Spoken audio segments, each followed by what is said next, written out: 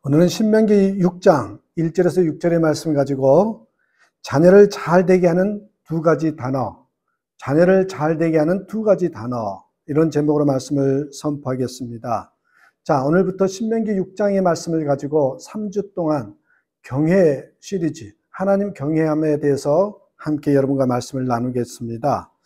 저는 20대, 30대에 목회를 시작하면서 그때 늘 관심이 어떻게 하면 목회를 잘할 수 있을까? 거기에다가 초점을 둔 것 같습니다. 그래서 설교를 잘하는 법에 대해서 연구하고 남의 흉내를 내보기도 하고, 그리고 진정한 목회가 무엇인지, 목회를 잘하는 방법에 대해서 선배 목사님들을 따라다니면서 배웠던 것 같습니다. 그러다 보니 부흥하는 비결도 또한 배우게 되는 것이죠. 그렇습니다. 20대, 30대, 특별히 30대에는 어떻게 하면 목회를 잘할 수 있을까? 거기에다 초점을 두면서 목회를 했던 그런 제 모습이 기억났습니다. 그리고 40대, 50대에 들어가서는요, 어떻게 하면 성도들을 변화시킬 수 있을까?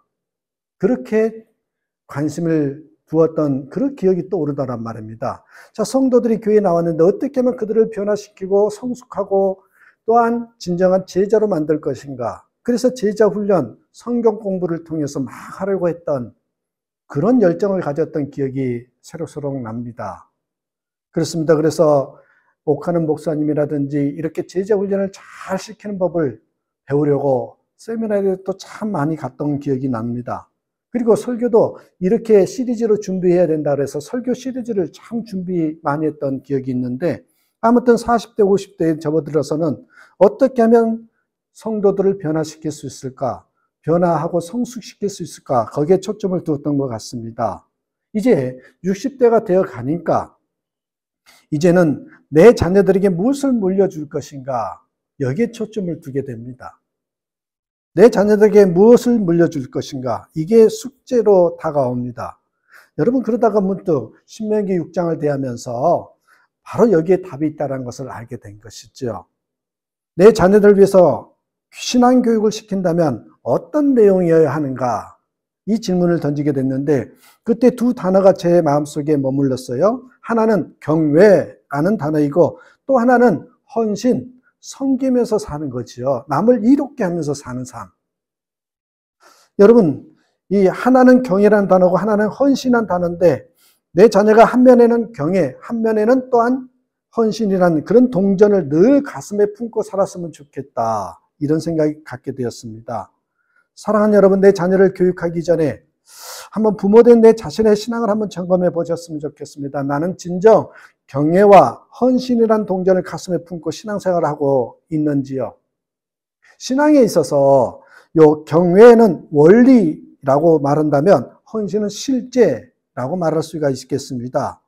경외는 성경에서 가장 강조하는 말이고 가장 많이 나온 표현 중에 하나입니다. 그래서 여러분, 이렇게 검색 성경 프로그램을 통해서 검색이란 경외라는 단어를 쳐서 넣어봤더니 신구약 전체에 약 170번이나 나온 것을 발견했습니다.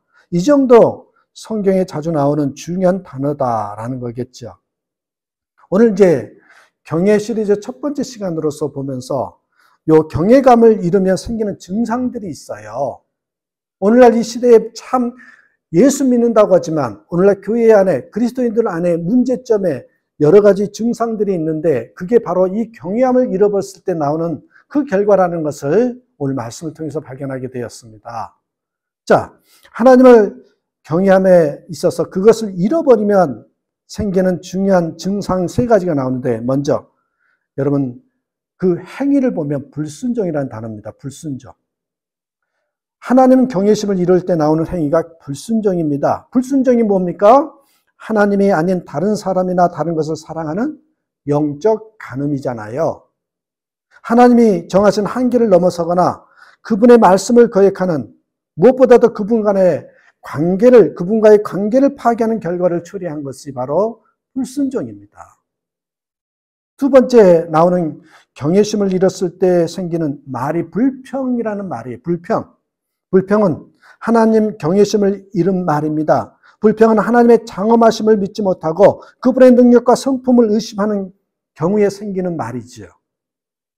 하나님이 창조주여 만물의 통치자시라는 것, 그것을 진짜로 믿는다면 상황에 대한 불평은, 하나님에 대한 불평은 여러분 당연히 없는 게 당연한 것 아닙니까? 그렇습니다. 불평이라는 단어고 세 번째 나타난 마지막 증상이요, 물질주의입니다. 하나님 경외심을 잃은 욕구에서 발생하는 것이 물질 만능주의입니다. 저는 이 물질주의의 근원이 소유욕의 문제가 아니라 경외심의 문제라고 확신합니다. 우리가 소유욕을 통제하지 못한 이유는 엉뚱한 데다가 경외심을 느끼기 때문에 그래요. 엉뚱한 것을 소중히 여기기 때문에 그래요. 하나님을 진정으로 소중히 여기면 물질주의에 빠지지 않습니다. 돈을 우리가 거기에다가 여러분 경외심을, 소중함을 가지면 당연히 그쪽으로 빠지는 것이죠. 그렇습니다, 여러분. 오직 하나님을 경외하는 마음이 마음속에서 제자리를 차지해야만 우리 주위에 있는 물질도 삶에서 제자리를 되찾을 수 있습니다. 자, 하나님을 경외하는 마음을 잃어버리면 경외심을 잃은 행위로서 불순종, 경외심을 잃은 말로서 불평, 경외심을 잃은 욕구로서 물질주의가 생긴다고 했어요. 여러분, 이 모든 것들, 불순종, 불평, 물질 만능주의는 경외라는 단어를 무시하는 데서 나온다. 이걸 잊지 마십시오. 그러면 경외란 무엇일까요? 경외라는 단어를 생각해 봅니다. 한글 성경은 이 경외라는 것이 한자에서 나오게 되어 있는데요. 경외는 공경할 경, 두려워할 외자로 되어 있습니다. 공경하고 두려워한다는 뜻이죠. 여기에 해당되는 영어가 fear, F-E-A-R.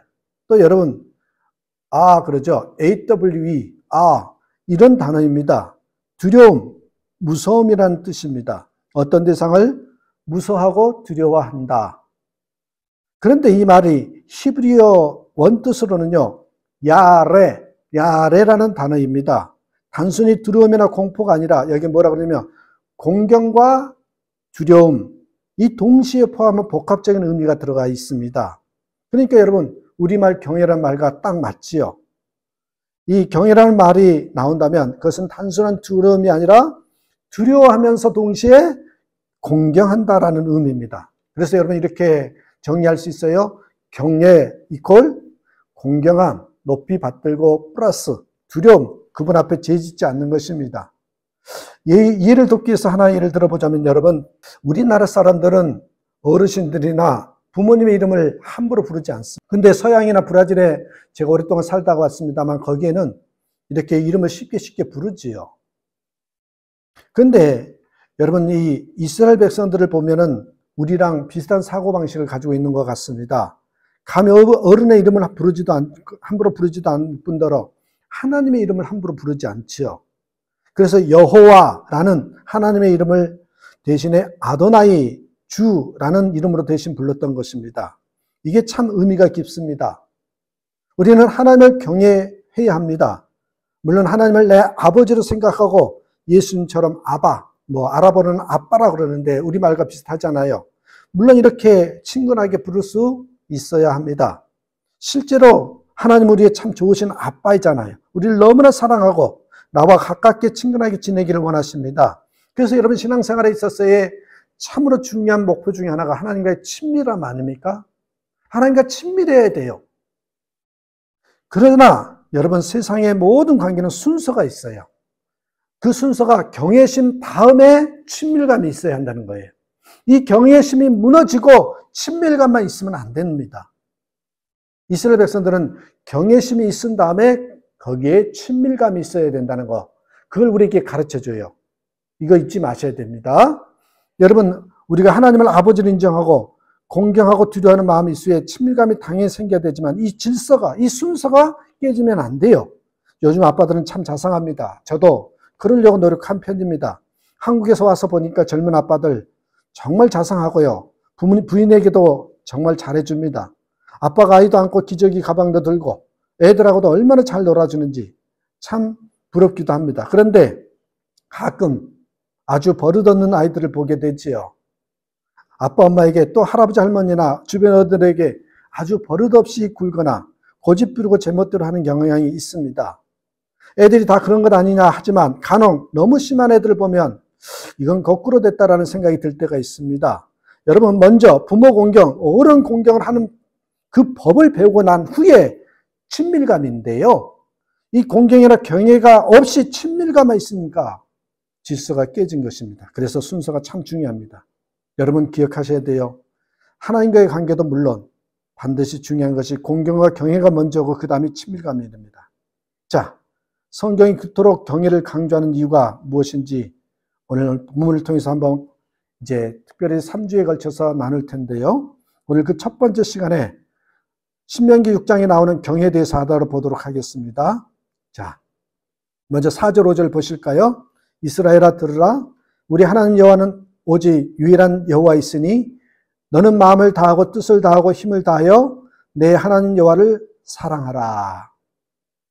여호와 하나님만이 나의 유일한 하나님이십니다. 그러므로 저는 마음을 다하고 뜻을 다하고 힘을 다해 하나님을 사랑합니다. 이거 얼마나 기가 막힌 신앙 고백입니까? 나는 하나님만 섬기겠습니다. 나는 하나님만 사랑하겠습니다. 이 세상에 어떤 사랑 고백이 이보다 더 하나님의 마음을 감동시킬 수 있겠습니까? 그런데 이 신앙 고백을 뭐라고 부르는가 하면 여러분 4절 첫머리에 나온 이스라엘아 들으라. 이스라엘아 들으라. 이게요 히브리 말로 쉐마 이스라엘, 쉐마 이스라엘입니다. 여러분 요 이스라엘의 신앙 고백이 쉐마 이스라엘이라고 부르는 겁니다. 이 쉐마 이스라엘은 이스라엘의 그 민족의 신앙 고백이기도 하지만 여러분 동시에 이스라엘 민족의 자녀의 교육 방법이기도 합니다. 자, 6절부터 9절까지 한번 보겠어요. 오늘 내가 내게 명하는 이 말씀을 너는 마음에 새기고 내 자녀들에게 부지런히 가르치며 집에 앉았을 때든지 길을 갈 때든지 누워 있을 때든지 일어날 때든지 이 말씀을 강론할 것이며 너는 또 그것을 내 손목에 메어 기호를 삼으며 내 미간에 붙여 표로 삼고 또 내 집 문설주와 바깥문에 기록할지니라. 우리가 하나님만 믿고 하나님만 사랑하기로 한다면 무엇보다도 하나님의 말씀을 잘 들어야 한다라는 뜻입니다. 하나님의 말씀을 잘 들어야 한다. 쉐마라는 뜻이죠. 하나님의 말씀을 제일 먼저 내 마음에 새기고 그 다음에 자녀들에게 부지런히 가르쳐서 여러분 24시간 동안 항상 강론하고 가르치라는 뜻이겠죠.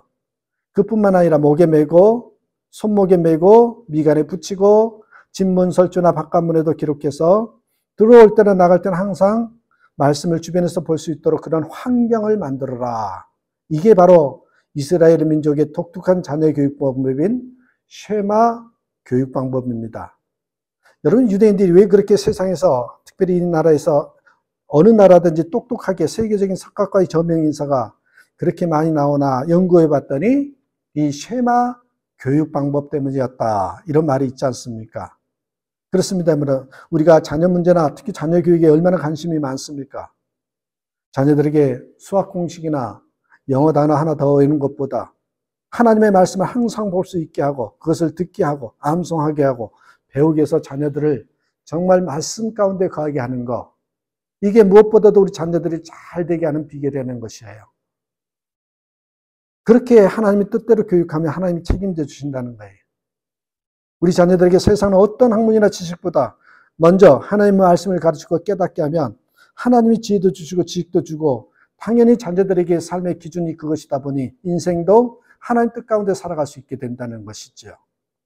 그런데 이보다 더 중요한 사실이 1절부터 3절에 나와요. 다시 한번 제가 읽어드립니다. 이는 곧 너희의 하나님 여호와께서 너희에게 가르치라고 명하신 명령과 규례와 법도라. 너희가 건너가서 차지할 땅에 해갈 것이니 곧 너와 내 아들과 내 손자들이 평생에 내 하나님 여호와를 경외하며 내가 너희에게 명한 그 모든 규례와 명령을 지키게 하기 위한 것이며 또 내 나를 장구하게 하기 위한 것이라. 이스라엘아 듣고 삼가 그것을 행하라. 그리하면 내가 복을 받고 내 조상들의 하나님 여호와께서 내게 허락하신 것 같이 젖과 꿀이 흐르는 땅에서 내가 그게 번성하리라. 이건 여러분 모세의 고별 설교예요. 신명기가. 이스라엘 민족이 40년 광야 생활을 마친 후에 이제 눈앞에 가나안을 두고 모세는 이스라엘 백성에게 마지막 설교를 해요. 자신은 가나안 땅에 들어갈 수 없기 때문에 마지막 유언과 같은 고별 설교를 합니다. 너희가 저 약속의 땅 가나안에 들어가거든 하나님의 말씀에 순종하라. 그러면 복 받을 것이다. 불순종하면 저주다. 가나안에 들어가거든 제발 하나님께 복 받는 삶을 살아라. 여러분 이렇게 강력한 유언이에요. 그러면서 가장 중요한 단어가 뭐라고 이야기해요? 경외라는 단어입니다. 아들, 손자, 대대손손 너 자신뿐 아니라 하나님 경외하는 법만 가르치면 된다는 거예요. 그 가장 좋은 방법이 뭐예요? 하나님을 경외하는 가장 좋은 방법, 하나님의 말씀을 잘 듣고 그대로 순종하는 것. 얼마나 심플합니까? 이게 경외의 원리입니다. 이러한 삶을 살아가는 부모님이 되시고 우리 자녀가 되도록 하나님의 경외함을 가르치는 또한 그것을 늘 환경 가운데서 젖어들게 하는 저와 여러분 되시기를 주님의 이름으로 선포하고 축복합니다. 기도합니다.